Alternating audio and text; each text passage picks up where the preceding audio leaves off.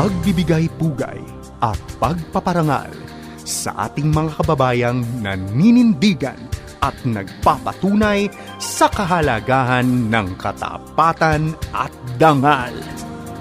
Ehemplo.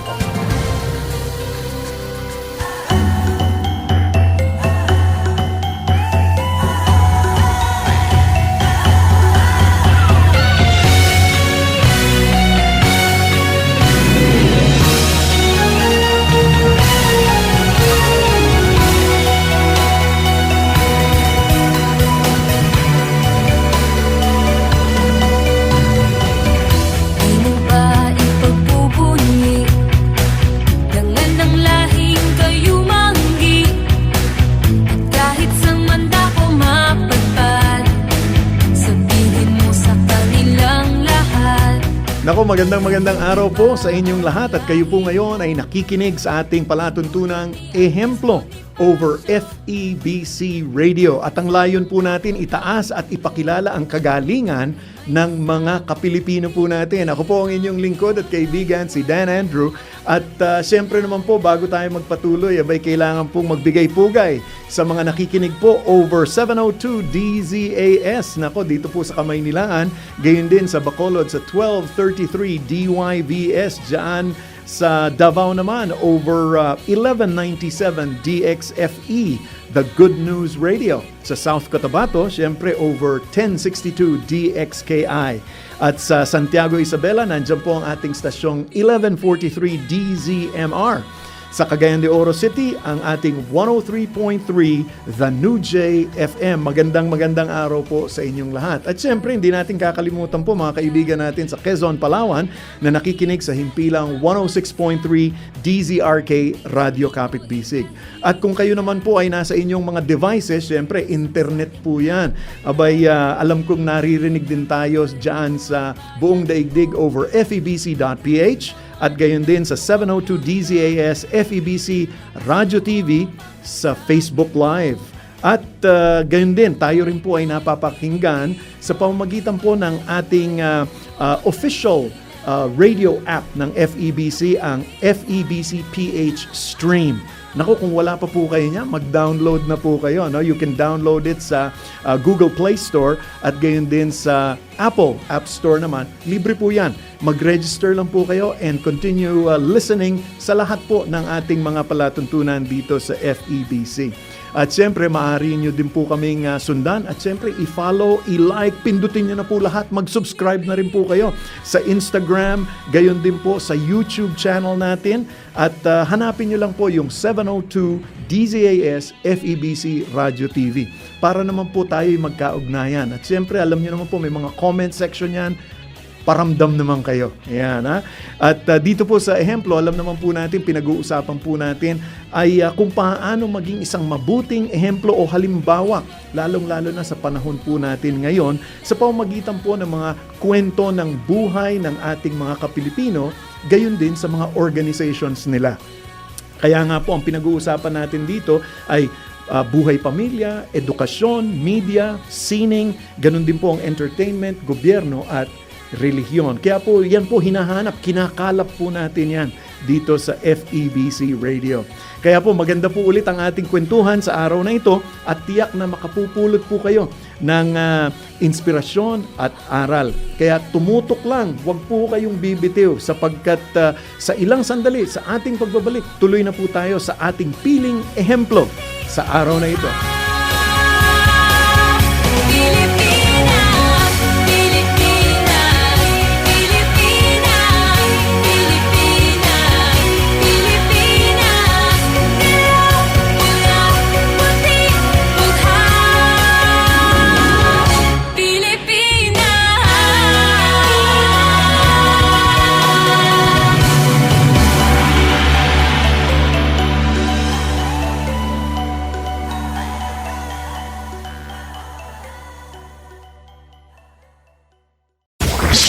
Papawid mula sa Maynila.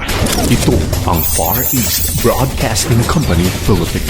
FEBC. Himpilang 702 DZAS. Agapay ng Sambayanan. Kasapi sa KBP, kapisanan ng mga broadcaster ng Pilipinas. Narito ang ilang impormasyon patungkol sa PM Radio o Portable Missionary Radio. Ang PM Radio ay pre-tuned sa 702 DZAS lamang. Ito ay may lapad na 2 1/4 inches, haba na 6 1/4 inches at taas na 4 inches. Maaari itong isaksak sa kuryente gamit ang 220 voltahe o kaya'y sa pamamagitan ng dalawang size D na baterya.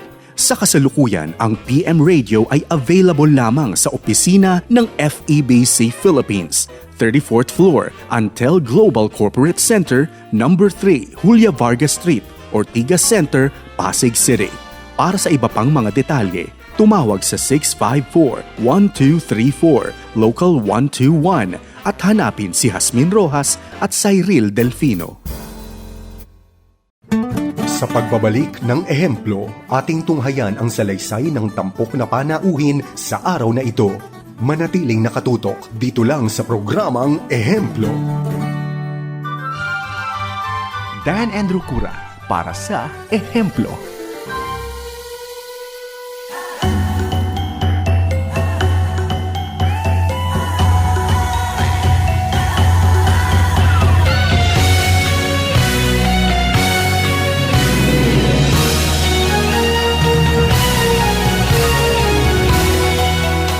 Hello! Magandang araw po. Ako nga po pala si Teacher Pega Bon. Ako po ay nag-aral sa Philippine Normal University. Nagtapos po ako doon ng Bachelor of Science in Food and Nutrition. Then, nakapag-aral din po ako sa De La Salle University through scholarship ng Certificate in Teaching Religion noong 2001. Ako nag-graduate doon. Ako po ay kasalukuyan nagtatrabaho ngayon dito sa dating Child Hope Asia Philippines, now ay Child Hope Foundation Incorporated na po ngayon. Child Hope Philippines Incorporated. Ako po ay 15 taon na po ngayong taong ito sa pagiging street educator dito po sa Child Hope. Napasok po ako dito noong August 21, 2007.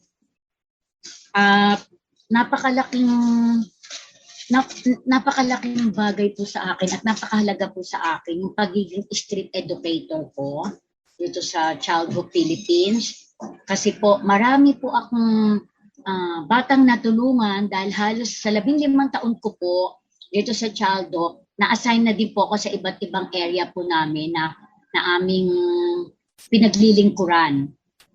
Ang una ko pong area, nagtagal po ako sa area ng Ermita, Luneta, TM Calao. After po nun, napunta naman po ako sa Divisoria, Binondo. Nagturo din po ako doon ng 2.5 years kasi nag-handle po ako ng basic literacy and numeracy. Nagturo po ako doon sa mga bata ng mas maliliit po namin na bata. 2 taon po ako doon nagturo. At na-assign din po ako sa ibang area katulad din po ng sa Pasay. Kasi dito po sa amin sa Child Hope, ina-assign din po kami sa iba't ibang lugar. Kumbaga, every time na ma-evaluate ang aming performance, tapos hindi po, para po maranasan din po namin at makilala din po namin yung iba't ibang bata po sa bawat lugar po na aming pinaglilingkuran po. Ang Child Hope Philippines po ay isang organization po, non-government organization na ang tanging layunin po namin ay mabigyan po namin ng pag-asa ang mga batang nasa lansangan.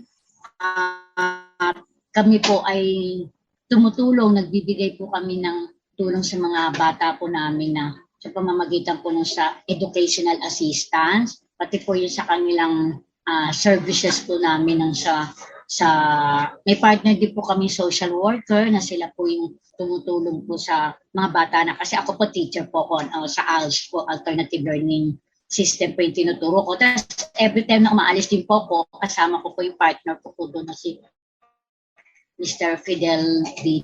Laylay, siya po yung aking kapartner sa area ko po ngayon na kasalukuyan po kasi ang hawak ko pong area po ngayon, sir, ay Loton and Murayta area. Yun po ang aking nahawakan at tinuturuan ng mga bata po. Ang childhood po, marami po kaming client po dito sa all over Metro Manila po kasi ang aming area po, yung napakatulad na sabi ko kanina, Luneta, Pierre, Blumentritt, Monumento, Ermita, TM Calao, Loton, Moraita, Divisoria, Binondo, Delpan, then Naiya, at saka po yung Osma. Yun po yung sa area naman po ng Pasay.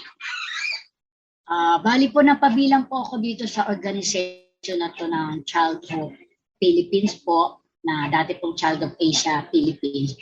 Nung nagtapos po nga po ako ng Certificate in Teaching Religion ko po sa De La Salle University. Tapos nung nakita ko po na may vacant po dito ng catechist, kasi ano din po during my college days din po kasi sir, katikista po ako sa aming simbahan na Our Lady of the Assumption, yung po malapit sa Manila Zoo. Doon po ako nakatira. Tapos, bata pa rin po kasi ako, member po ako ng choir sa church po namin. Tapos, yun po, nung in-encourage din po kasi ako ng parish priest namin noon. That time, ang parish priest po namin ay si Reverend Father Sunny De Claro. Siya po yung nag-encourage sa akin na, Fe, baka gusto mo mag-aral sa De La Salle University. Total, magaling ka naman din sa pagiging catechist dito sa simbahan. Sabi ko naman kay Father, paano po, gusto ko po mag-aral kasi po, Father, mahirap lang kami. Paano po ako doon makakapag-aral? Sabi, through scholarship. Kaya nung binigyan po niya ako ng form ng application ko sa DLSU para mag-aral, clean-up ko po yun. Nag-apply po ako doon. Tapos natapos ko naman din po yung pag-aaral na yun sa DLSU kasi sabi sa akin ng parish priest namin, yun nga, tutulungan niya ako. At the same time, tinulungan naman din po ako talaga ni Father Shani through yung mga books ko po. Siya po yung bumili po ng mga books ko nung nag-aaral ako sa DLSU. Tsaka yung kung allowance ko po. Siya po ang nagbigay po sa akin ng allowance na nag-aaral po ako. Kaya po ako, nung pakagraduate ko po sa DLSU nito ng Sir Trell po ang tawag po sa program po namin ngayon, Certificate in Teaching Religion. Nung nag-apply po ako dito kasi nga may nakita po ako na, at niyaya din po kasi ako ng isa sa mga nanay po na naandito dati kasi po nandun po ako sa Paraiso ng Batang Maynila. Meron po akong kinakausap din po doon na during sa home visitation po namin sa apostolate po sa church. Tapos nagsabi sa akin na nakita kita kanina, yung mga bata, tinuturuan mo kasi dinala ko po doon, po kami sa recreation doon sa Paraiso. At sabi po sa akin, baka gusto mo na mag-apply sa pagiging catechist din, spiritual value daw dito sa childhood. Sabi ko, sige po, gusto ko po yan. Tapos, yun nga po, nagpunta po ako dito kasi totoo pala nangangailangan nga po sila dito ng SVF, Spiritual Value Formator. Kaya nang pag-apply ko po dito, tamang-tama naman din po, nung pagpunta ko po dito, yung mismo may-ari po ng childhood, ang pinagbigyan ko po ng aking mga documents. Ang founder po kasi ng childhood, Asia Philippines, as ngayon Childhood Philippines INC na po, ay si Ma'am Teresita L. Silva. Tapos yung binigay ko po sa kanya yung aking resume. At that time din po, in-interview na po niya ako. Tapos yung pag-interview po niya sa akin, sabi po niya, sige, by next week, pwede ka nang magsimula dito sa amin. Kaya nung August 21, nung pinagsimula po niya ako, yun na din po yung simula na, ang sabi rin po niya kasi sa akin, kung anong araw daw po ako dito nagsimula sa childhood, yun din daw po ang tatandaan ko parati na anniversary ko sa childhood. Kaya, sir, memorable din po sa akin ang anniversary ko sa childhood kasi di ba po ang August 21 ay Atom Movements na nag-aaral po kasi ako sa PNU. Di ba sa political science sa subject. Yun po ay kamatayan po niya ni Nini Aquino, kaya napaka-memorable sa akin ng pagkakaanak ko din po dito sa childhood. Sabi ko, baka po ma'am, holiday po yun, baka po walang pasok sa office niya. Sabi ko kay Ma'am Silva, sabi naman Ma'am Silva, no, meron namang pasok din, Fred. Pasok ka. Kaya yung po sir, nag-start po ako ng August 21. Ngayon po, 15 years ko po ngayon, nag-celebrate po ako ng 15 years ko po kasi po sa bilis po ng panahon sir, noong August 21, 2007, nagsimula po ako. Tapos ngayon pa, patuloy pa din po akong nagsisimula.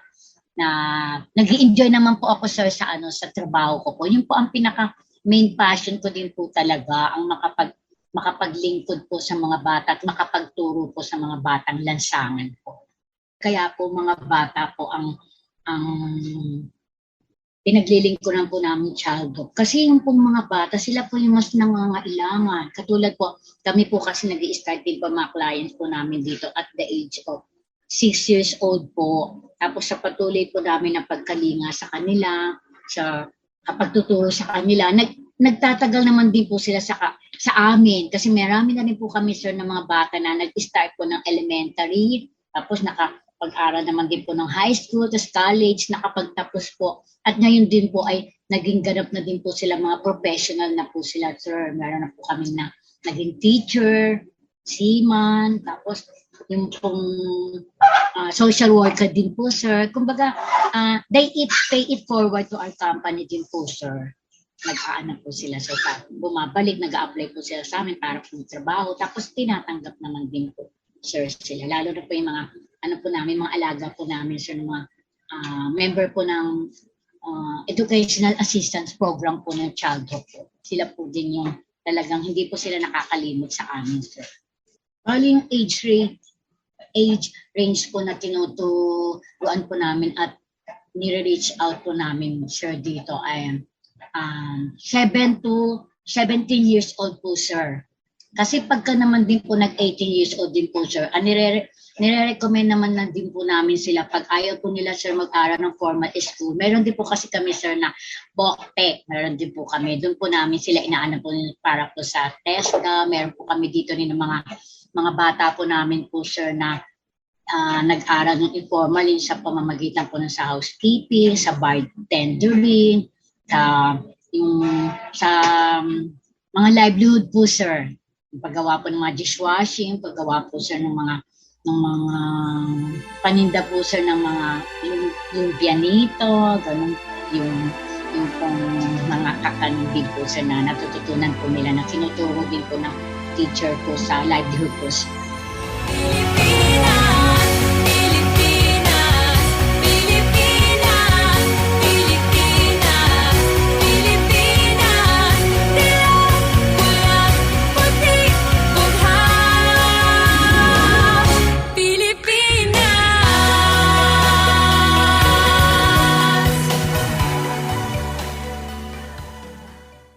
Sumasay papawid mula sa Maynila.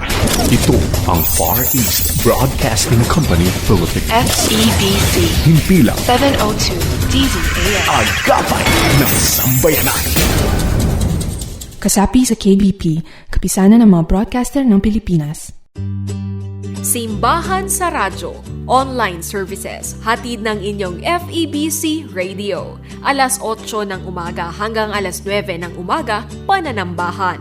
Alas 10 hanggang alas 11 ng umaga, English service. Alas 12:30 hanggang alauna:30 ng hapon, Chinese service. Alas 2 hanggang alas 3 ng hapon, English service. Alas 3 hanggang alas 4 ng hapon, Tagalog service. Simbahan sa Radyo, hatid ng 702 DZAS, FEBC, Radyo TV. Sa pagbabalik ng ehemplo, ating tunghayan ang salaysay ng tampok na panauhin sa araw na ito. Manatiling nakatutok dito lang sa programang Ehemplo. Dan Andrew Cura para sa Ehemplo.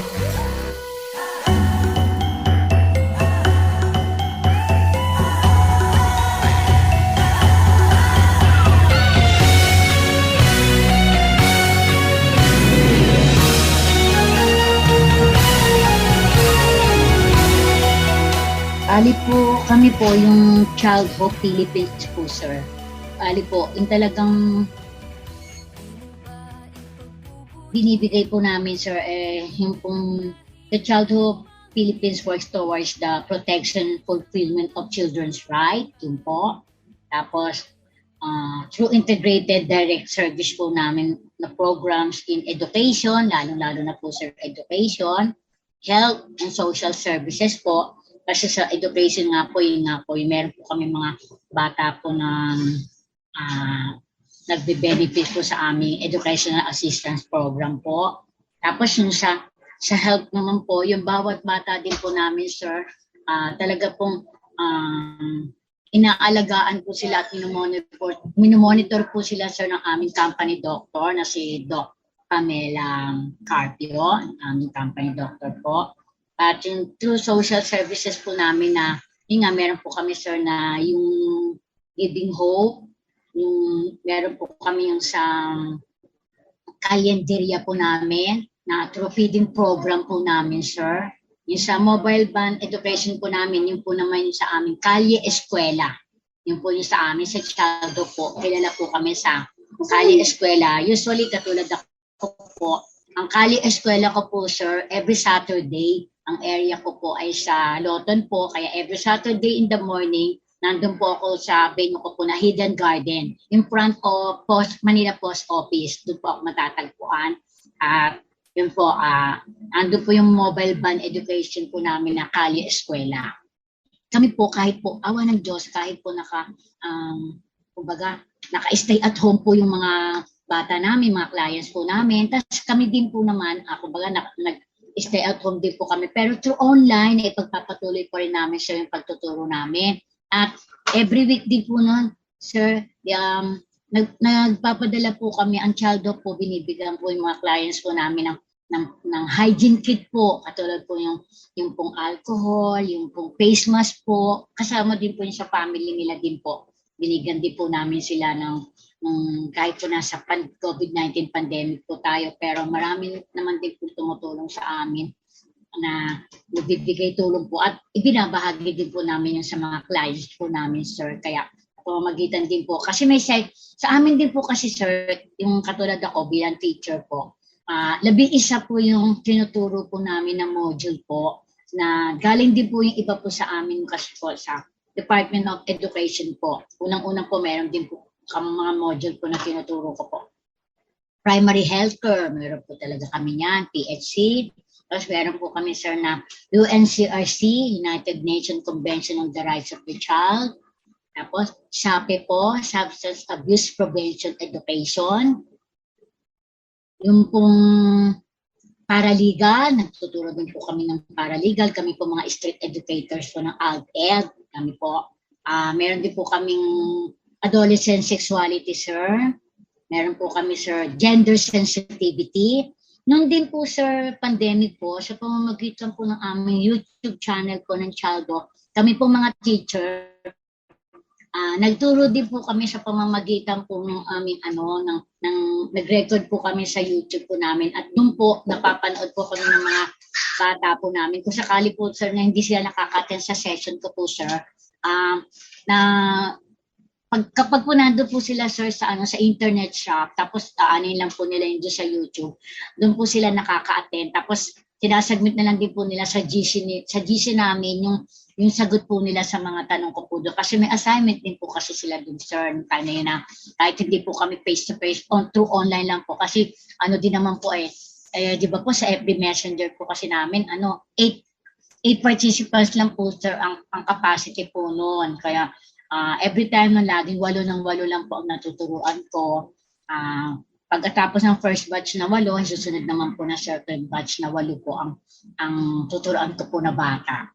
So yun po yung aming mga tinuturo po na module po namin sa kanila. Marami po kami tinuturo sa kanila na session po. Katulad din po ng PSPB, Personal Safety and Protective Behavior. Yung po, sir. Sama din po. Yung pong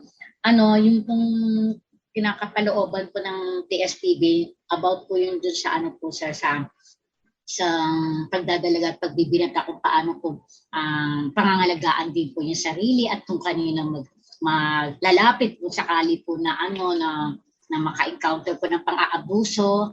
Yun po. Sa SAPI naman po, sir, more on Substance Abuse Prevention Education. Ang nilalaman po ng module na tinuturo ko po doon about po sa 2 kinds ng ating pong drugs, yung non-prescription and prescribed drugs. Ganun po. Sa primary healthcare din po, meron din po kami po, sir, kasi yung pong doctor din po namin, through mga estudyante po ng UP o kaya po at Ateneo, meron po silang ginagawa po ng mga compilation po, tapos yun po tinuturo po namin, meron po kami preparedness, din po, sa daan po, na yun po yung title na amin tinuturo po sa mga bata po namin. Napakahalaga din po yung basic literacy and numeracy. Doon naman po yun sa mas maliliit po namin, sir, na bata. At yung hindi po sila naaasikaso ng parents po nila na mag-aral po sa formal school. Tapos sa amin po, nagawa po namin yung katulad po nung nandun po ako dati sa area po ng Divisoria po. Doon po ako nakapagturo din po ng BLAN. Kasi yung ibang bata po na nagkaroon po ng problema sa kanilang birth certificate. Tapos to church po, doon po sila nag-aral sa amin po, doon sa Binondo po.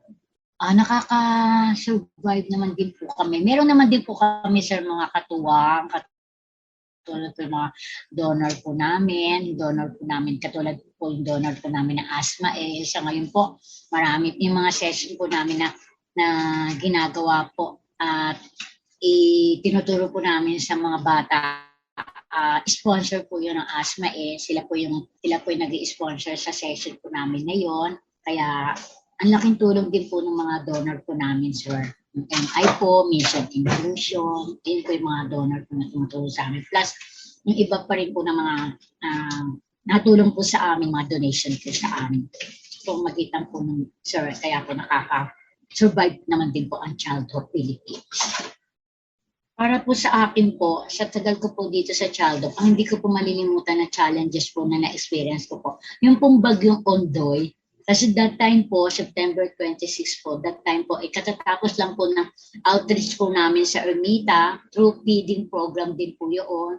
Tapos by 2:30, umulan ng malakas. First time ko lang po kasi, sir, na experience kasama ko po yung mga batang loto po ang bit-bit ko noon. Yung nakita ko po, sir, yung tumaas po agad-agad po yung pong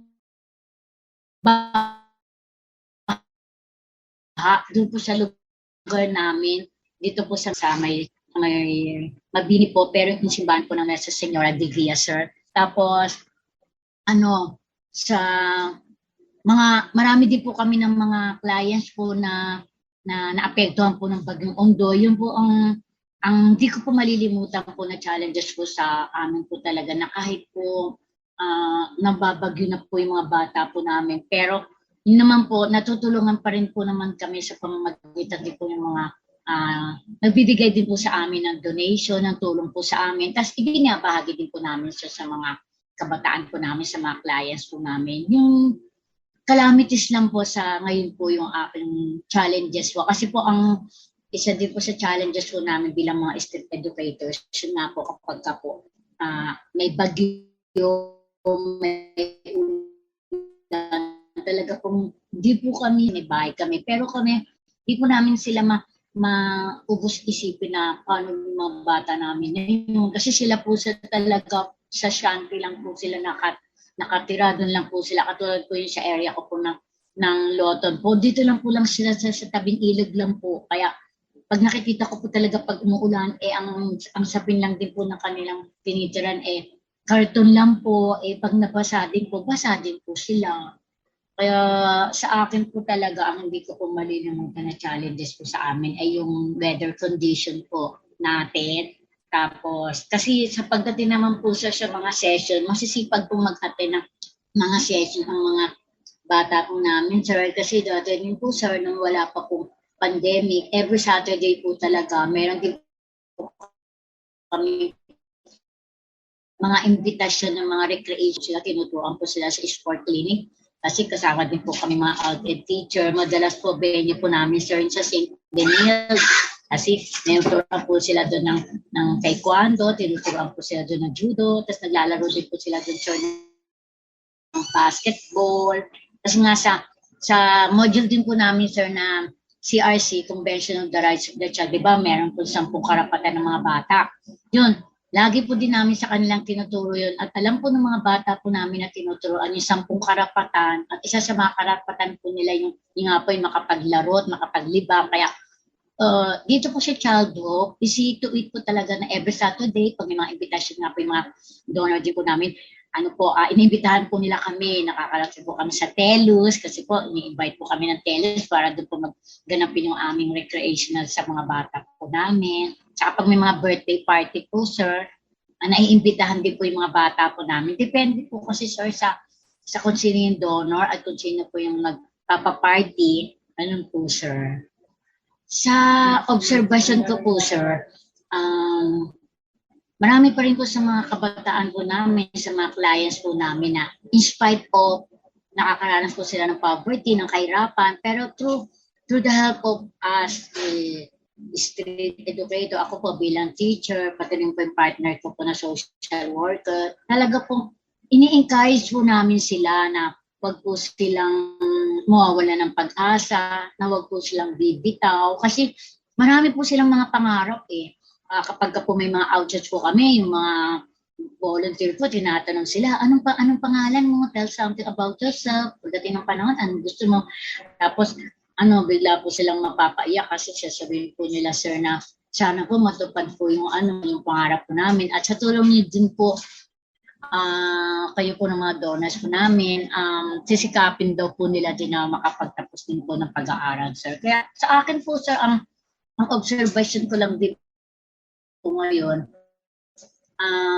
although kalaban po namin, yung bang, mas marami po kasi ngayon mga kabataan, ang mas nawili na nga po, hindi katulad ko nung panahon ko talaga, lumaki lang po ako na nag-aaral po, gumawa po ako ng thesis through typewriter lang po. Sa ngayon po, ang mga bata po, kahit na mahirap, pero pinagsisikapan po ng mga magulang po nila na bilang po sila doon po ng cellphone, kasi lalo to, din po kasi kailangan po nila sa pag-aaral. Hindi naman din po sapat yung binigyan po sila ng mayor dito po sa amin, katulad dito sa amin, si Mayor Isko Moreno po, dati po nagbigay po siya ng mga tablet po sa mga bata. May mga bata din po ako na client po namin na nabigyan noon, pero ang naging problema din po nila, nahihirapan po sila doon kasi pag wala na daw pong load doon, tsaka talagang minsan hindi daw po nila maintindihan yung nilagay daw po doon sa kanilang tablet. Observation ko lang po sa ngayon na talagang ang mga kabataan po ngayon, sir, mas gusto nga po nila yung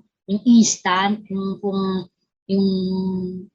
dahil nga po sa social media ngayon po, maliit na bata pa lang po, marunong na po talaga silang gumamit po ng cellphone, alam na po din na. Kasi kami na lang din po, ginagabayan po namin sila. Kasi meron din po kami, sir, module, may session din po kami sa kanila, sir, na online safety. Tsaka yung session po namin na online sexual education,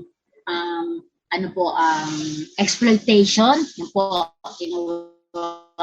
OSAE, yan, tinuruan din po namin sila. Talagang bago din po kami magsimula po mag-session po kami through ganito po na online, tinuro po muna namin online safety. Kasi yung mga kabataan nga po ngayon, wala na rin po silang pakundangan po, yung mga magulang po nila, wala na po sila ng value, ng respeto sa parents nila. Kasi mas sinusundan po nila yung panonood po nila sa TV po na sometimes hindi na po sila na gagabayan ng teacher nila, ng mga magulang nila, kasi mga magulang din po nila busy na po sa pag-aalaga ng mga anak. Iba naman sa pagtitinda po, lalo na po yung mga bata po namin, sir, karaniwan po sa kanila, nagtitinda po ng sigarilyo, ng candies, doon po sa may ilalim po ng Jones Bridge po dito sa amin sa loob. Para sa akin po, meron po akong bata na hindi ko po siya malilimutan kasi katulad nga po ng sinabi ko kanina, na-assign po ako, ang unang area ko po ay sa Ermita. Meron po akong bata doon na ang pangalan po niya ay pwede po ba mag-pag ng name? Okay. Member din po kasi siya, sir, ng junior health worker po dati siya sa amin, kasi dito po sa amin yung mga paaral din po namin, meron po sila ng organization na junior health worker po nun, sir.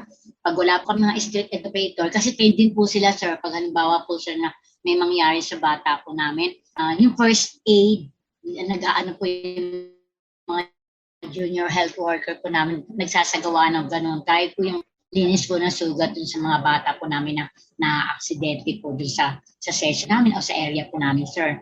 Bali, yun, meron po akong story na gano'n na. Sa ngayon po, sir, naging matagumpay po siya kasi pag-attend po niya ng session ko po. Tapos, nakita din po niya kasi ako na,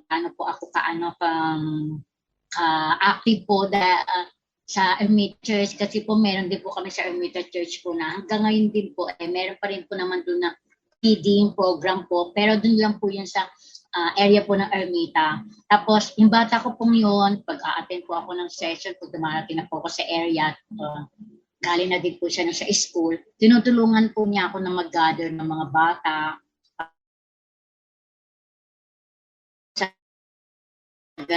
Sa na-involve din po siya sa church namin doon. Tapos, nung nag-high school na din po siya, din po siya doon bilang member po ng Social Media Communication Ministry. Kasi sa simbahan po, may gano'n na din po ngayong ministry sa simbahan po. Yun. Nung pong may gumawa po sa kanya na donor po namin po, sir, pinag-aral po siya sa ibang bansa. Tapos dinala din po siya po, sir, sa ibang bansa. Tapos nakapagtapos na po siya ng pag-aaral po siya sa ngayon. At ngayon po ay naging ganap na din po siya na social worker. Yun nga lang po. Kasi po nakapag-asawa na rin po siya doon sa sa ibang bansa, sa Amerika po. Kaya nandun na po siya nag-i-stay. Although, ang communication lang din po namin ngayon, sir, through FB Messenger. Kasi hanggang ngayon naman din po, friend pa rin po kami sa FB. Every time na palambawa, may pinopost po ako sa pag birthday ko din po, pag Christmas, and any occasion na memorable din po sa akin, pati sa mga activities po namin sa childhood. Yun po, meron po ako yun po hindi ko malilimutan kasi po siya din po yung nagsabi sa akin na hindi man siya maging teacher, pero social worker, through moms pa din kasi, kaya nung lagi niyang sinasabi sa akin, sir, every time di po na may outreach po kami talagang activity kami sa Ermita. Ilang leader talaga, ginagampanan niya talaga yung tungkol ng mga bata na wala kang sumusundo. Naging matagumpay po siya, sir, kasi sinabi ko rin po sa kanya na, anak, matutupad lang din yung pangarap mo sa pamamagitan din ng yung pagsikap mo sa sarili mo. Kasi sinundan din naman niya ako, kasi kung saan ako nag-aral ng elementary, doon din po siya nag-aral. Nung high school, doon po siya nag-aral. O doon nung kalati, ng high school, tunuhan na nga po siya ng sponsor po niya, kumbaga yung foster parent niya, pinag-aral siya sa private, pinag-aral po siya dito po sa may Aguinaldo, EYAC po, may Aguinaldo College, siya po sa po siya, nung sabi po siya na gusto pa rin po niya mag-aral sa ibang bansa, pinag-aral pa din po siya sa ibang bansa, sir, pinag-aral siya sa Berlin, Germany, tapos ngayon po, pinag-aral po din po sa USA, ngayon nag-develop na po sa social workers, sir.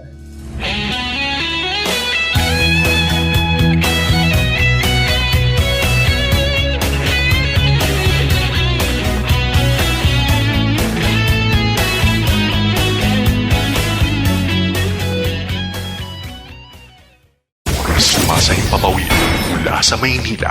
Ito ang Far East Broadcasting Company Philippines. FEBC Himpilang 702 DZAS. agapay ng sambayanan. Kasapi sa KBP, kapisanan ng mga broadcaster ng Pilipinas. Narito ang ilang impormasyon patungkol sa PM Radio o Portable Missionary Radio. Ang PM Radio ay pre-tuned sa 702 DZAS lamang. Ito ay may lapad na 2 1/4 inches, haba na 6 1/4 inches at taas na 4 inches. Maaari itong isaksak sa kuryente gamit ang 220 voltahe o kaya'y sa pamamagitan ng dalawang size D na baterya. Sa kasalukuyan, ang PM Radio ay available lamang sa opisina ng FEBC Philippines, 34th floor, Antel Global Corporate Center, number 3, Julia Vargas Street, Ortigas Center, Pasig City. Para sa iba pang mga detalye, tumawag sa 654-1234, Local 121 at hanapin si Jasmine Rojas at Cyril Delfino. Sa pagbabalik ng ehemplo, ating tunghayan ang salaysay ng tampok na panauhin sa araw na ito. Manatiling nakatutok dito lang sa programang Ehemplo. Dan Andrew Cura para sa Ehemplo.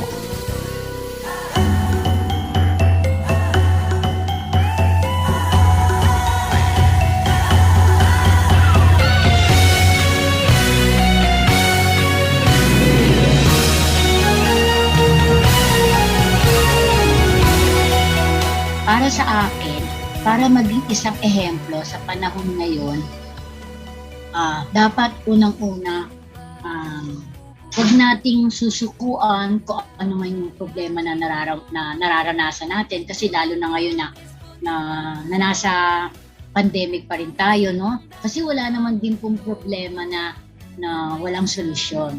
Kaya dapat, para maging ehemplo, lagi tayong maging matatag, huwag tayong susuko.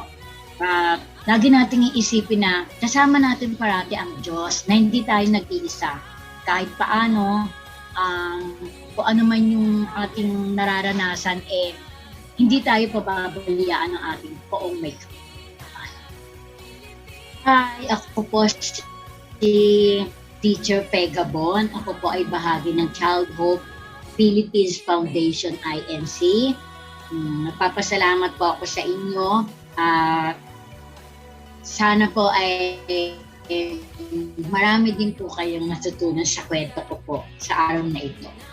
At yan po ang ating piling ehemplo sa araw na ito. Nako, sana po nagustuhan nyo po yung inyong narinig. Nakapulot po kayo ng mga aral at inspirasyon. At alam nyo po, itong mga ehemplo na ito ay nagpapakita lamang na kung kaya nila, kaya mo rin. Siyempre, yun po ang gusto nating mangyari sa araw na ito. And by the way, bago po ako magpaalam, mayroon pa po ba kayong mga kakilalang ehemplo? O baka naman kayo po may ginagawang kakaiba? Siguro po maganda pong ibahagi nyo po sa amin yan. So makipag-ugnayan po kayo sa amin. You can text us dito po sa 0999-223-5675 kung smart po ang inyong gamit. At kung naman nasa Globe naman po kayo, pwede pong 0916-296-6620. At siyempre, kung kayo po mahilig pa rin mag-email, pwede pa rin po sa email dzasinfo@febc.ph. At tulad nga po ng sabi ko sa ating pagsimula kanina, pwede nyo rin pong gamitin ang inyong Facebook account o yung Facebook account ng Ehemplo para po maglagay ng comment at ng contact details. Doon po sa Ehemplo FEBC Radio fan page para po magkaugnayan tayo. At bago po ako magpasalamat sa inyong lahat, unahin ko na muna magpasalamat sa ating mga tumutulong po sa atin, si Arwel Mendoza at Brian De La Cruz, para po mabuo ang ating palatuntunan. Kaya po ngayon naman, maraming salamat po sa inyong lahat, sa inyong patuloy na pagtangkilik. At ako po ang inyong kaibigan, si Dan Andrew, na lagi pong nagpapaalala po sa inyo, saan man, kailanman, at kahit sa maliit na paraan, maging isang mabuting ehemplo ka, kaibigan. Magandang araw po sa inyong lahat.